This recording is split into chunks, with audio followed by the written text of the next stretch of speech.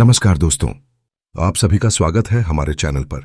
दोस्तों, अगर आप स्टॉक मार्केट में नए हैं और आपने कभी चार्ट खोलकर देखा है तो आपने लाल और हरे रंग की बहुत सारी कैंडल्स जरूर देखी होंगी। लेकिन क्या आपने कभी सोचा है कि आखिर ये कैंडल बनती कैसे है? एक कैंडल के अंदर सिर्फ ओपन, हाई, लो और क्लोज नहीं होता। इसके पीछे छिपी होती है खरीदार और बेचने वालों की पूरी साइकोलॉजी। यानी उस समय मार्केट में बायर्स ज्यादा मजबूत थे या सेलर्स? किस प्राइस पर बायर्स ने एंट्री ली, किस प्राइस पर सेलर्स ने मार्केट को नीचे खींचा, और सबसे महत्वपूर्ण सवाल, अगली कैंडल में मार्केट क्या कर सकता है? आज की इस वीडियो में हम कैंडलस्टिक की साइकोलॉजी को बिल्कुल आसान भाषा में समझेंगे। अगर आप स्टॉक मार्केट में नए हैं तो इस वीडियो को अंत तक जरूर देखिए, क्योंकि आज हम सिर्फ कैंडल का नाम नहीं सीखेंगे बल्कि कैंडल के पीछे बायर्स और सेलर्स का माइंडसेट समझेंगे। और दोस्तों, एक जरूरी बात, यह वीडियो केवल एजुकेशन और लर्निंग के उद्देश्य से है। किसी भी स्टॉक में पैसा लगाने से पहले अपनी रिसर्च जरूर करें। तो चलिए बिना समय बर्बाद किए शुरू करते हैं कैंडल की साइकोलॉजी। कैंडल आखिर होती क्या है? सबसे पहले बिल्कुल बेसिक से समझते हैं। मान लीजिए किसी स्टॉक की आज मार्केट में ओपनिंग हुई RS100 पर। दिन के दौरान बायर्स ने स्टॉक को खरीदना शुरू किया और प्राइस बढ़कर चला गया RS110 तक। लेकिन फिर कुछ लोगों ने प्रॉफिट बुकिंग शुरू कर दी और प्राइस नीचे आने लगा। आखिर में मार्केट बंद हुआ RS108 पर। तो इस एक दिन की कैंडल में चार चीजें हैं: ओपन, RS100 हाई, RS110 लो, मान लीजिए RS98 क्लोज, RS108।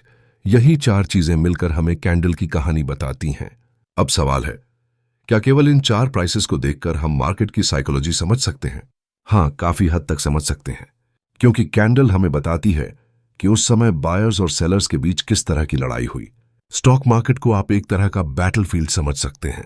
एक तरफ हैं बायर्स जो चाहते हैं कि प्राइस ऊपर जाए, दूसरी तरफ हैं सेलर्स जो चाहते हैं कि प्राइस नीचे जाए, और कैंडल इस पूरी लड़ाई का रिजल्ट हमें दिखाती है। ग्रीन कैंडल की साइकोलॉजी। अब बात करते हैं ग्रीन कैंडल की। जब किसी कैंडल का क्लोज ओपन से ऊपर होता है तो सामान्य तौर पर कैंडल ग्रीन दिखाई देती है। मान लीजिए ओपन RS100, लो RS98, high RS110, close RS108। इसका मतलब है कि पूरे समय बायर्स और सेलर्स के बीच मुकाबला हुआ, लेकिन अंत में बायर्स ज्यादा मजबूत रहे। ध्यान रखिए, ग्रीन कैंडल का मतलब यह नहीं है कि प्राइस आगे भी जरूर ऊपर जाएगा। यह केवल बताती है कि उस पर्टिकुलर टाइम फ्रेम में बायर्स का दबदबा रहा। अब साइकोलॉजी समझिए।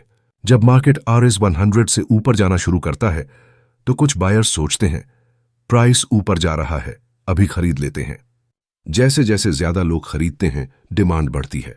डिमांड बढ़ती है तो प्राइस ऊपर जाता है। फिर कुछ ट्रेडर्स को लगता है, अरे स्टॉक तो तेजी से ऊपर जा रहा है, या वे भी खरीदना शुरू कर देते हैं।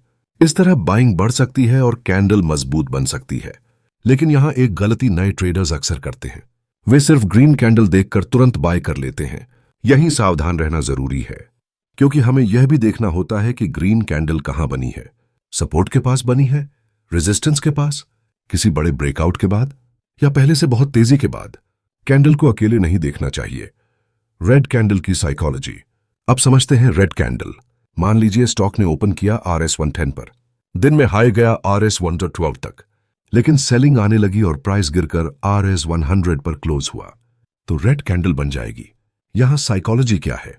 मार्केट में सेलर्स ज्यादा मजबूत दिखाई दिए।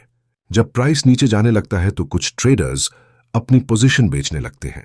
फिर दूसरे लोग देखते हैं कि प्राइस गिर रहा है और वे भी सेलिंग शुरू कर सकते हैं। इससे सेलिंग प्रेशर और बढ़ सकता है। लेकिन फिर वही बात, एक रेड कैंडल का मतलब यह नहीं है कि मार्केट अब हमेशा नीचे ही जाएगा। हमें कॉन्टेक्स्ट देखना पड़ेगा।